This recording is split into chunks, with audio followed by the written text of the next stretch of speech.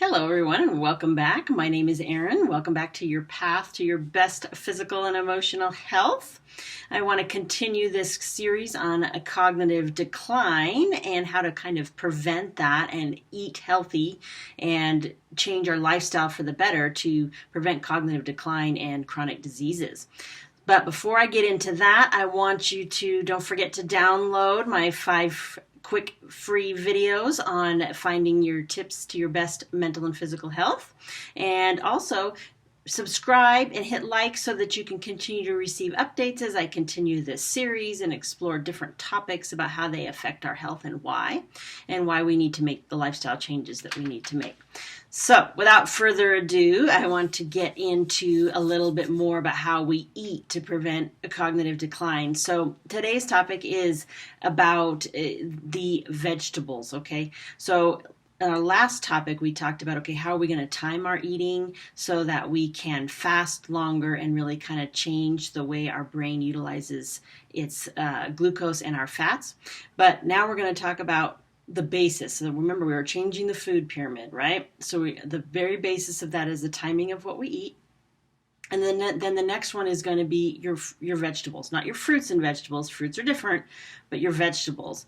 And there's a lot of research starting to come out about the vegetables in a vegetable-based or what we call a plant-based eating plan and how it actually helps the cognitive decline. There are some people that actually will say that you need to be a vegetarian or a vegan, and I'm not necessarily saying that, but we definitely need to make vegetables our priority. We don't eat enough of those, and I'm talking about non-starchy vegetables. And no, unfortunately, French fries are not a vegetable. They technically might be, but that's not what we're talking about because that's a starchy vegetable, right? So we're looking at the dark, colorful vegetables, either dark green, the reds, blues, purples. They say eat from the rainbow. That's another good one to remember. You want to have a lot of highly valuable foods that are filled with the vitamins and minerals that we need to kind of, help our body heal. So that's actually the basis. So you want to get like 6 to 9 cups of vegetables a day. And let me tell you, that's hard. I find it hard. I don't probably eat enough of that. I try to eat at least 4 if I'm lucky. But I can tell you that it's a challenge. So you want to continue to work on that.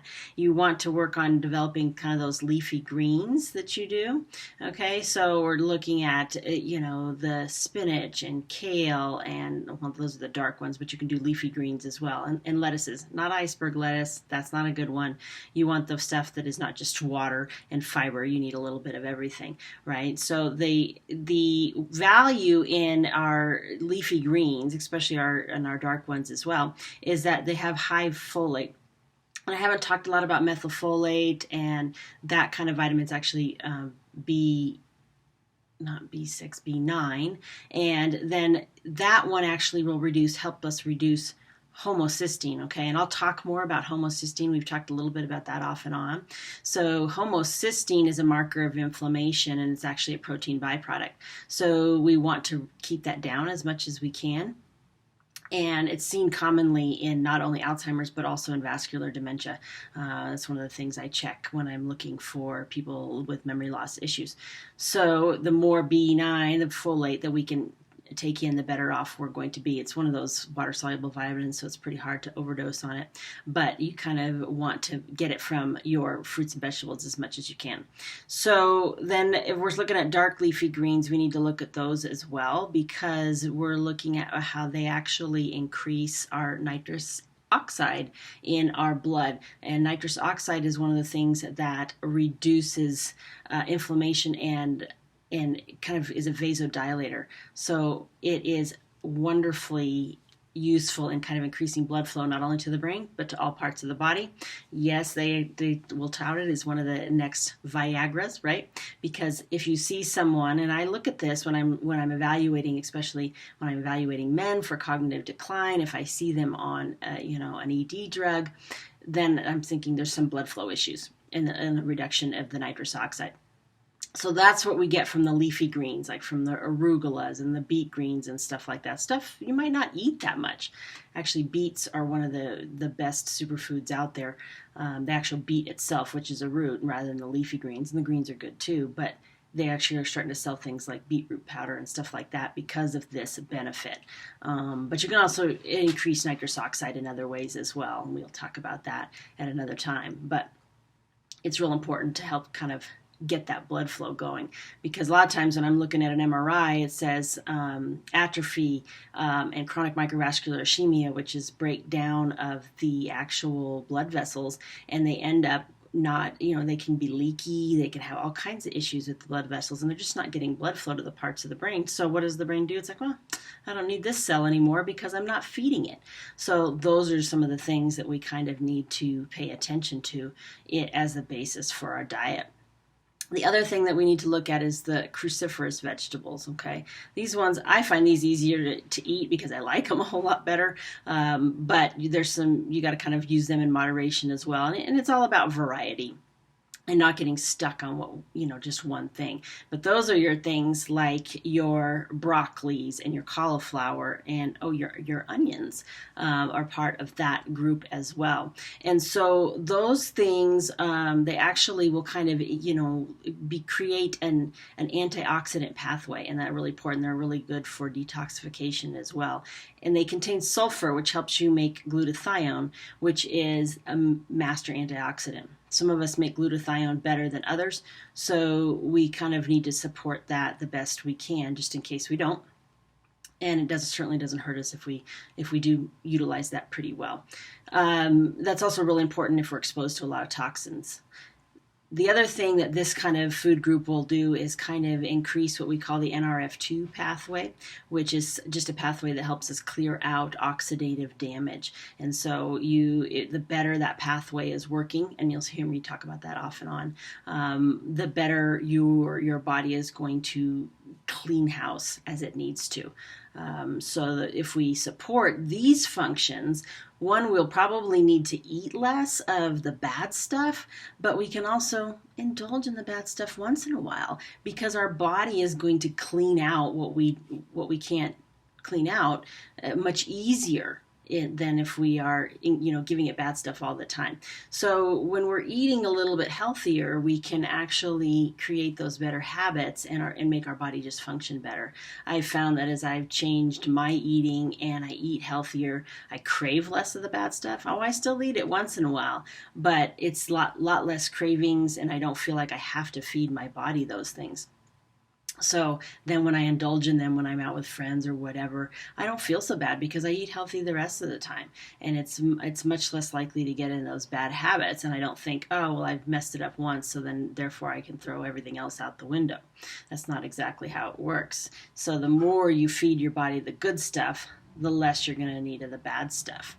The other kind of vegetables, and these are actually technically fruits, but we're going to talk about them as well, is those are your avocados, your olives, and your tomatoes. So avocado is actually one of the best foods you could eat.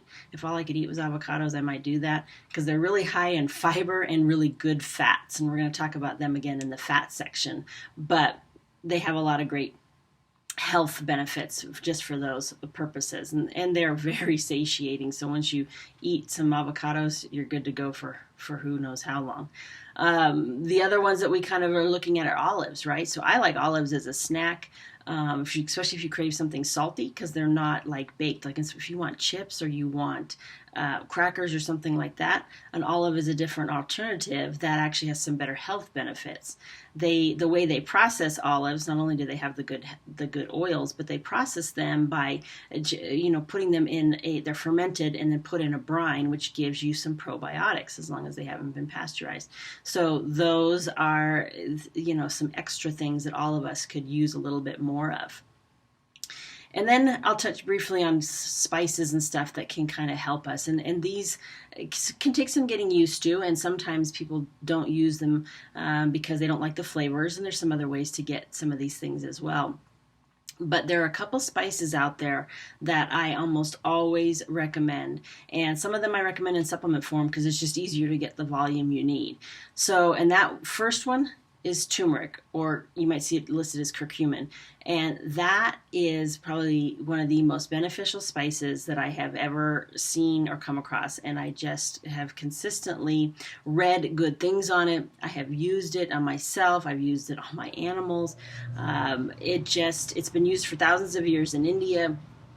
But a lot of people don't like the flavor, so they don't like curries and things like that. So if you don't like the flavor, that's okay, because believe it or not, there are a ton of these supplements out there. So we kind of look for a good one that has got some good reports and good reviews, because you want a good quality one, because you don't want it to have toxins in it, and you want it to just digest easily and really give you what you need. Sometimes you'll see it with bioavailability advertisements and that kind of stuff, and if they combine it with a little bit of black pepper, there's some bioavailability benefits to that, so I always kind of recommend that. And if you eat it with a little bit of fat, you're going to have that much more bioavailability.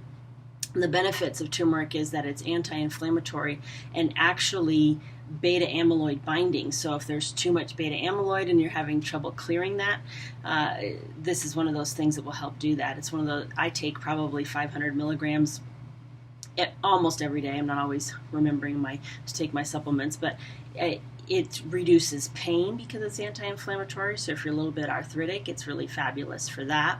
And they've actually started to do some small studies that actually show some memory benefits. One of the reasons we don't have a lot of studies of these kinds of supplements is because there's not a lot of funding for them. Because they're not able to patent these things because they're found in nature. And so a lot of places will not pay for the funding, because funding a lot of times is produced for research by pharmaceutical companies. So if the universities can't afford to kind of actually do some of these studies, and our government doesn't help pay for studies to actually find the natural benefits of some of these things, then we're not finding a lot of traditional double-blind gold standard scientific studies regarding this. But there are some out there, and there are other countries that actually study this stuff a little bit more effectively than we do in the United States, and then we have that information available to us. And then just the fact that it's been used for years with a lot of good results. And there's low risk. That's the nice thing about some of these natural things. There's a lot low risk.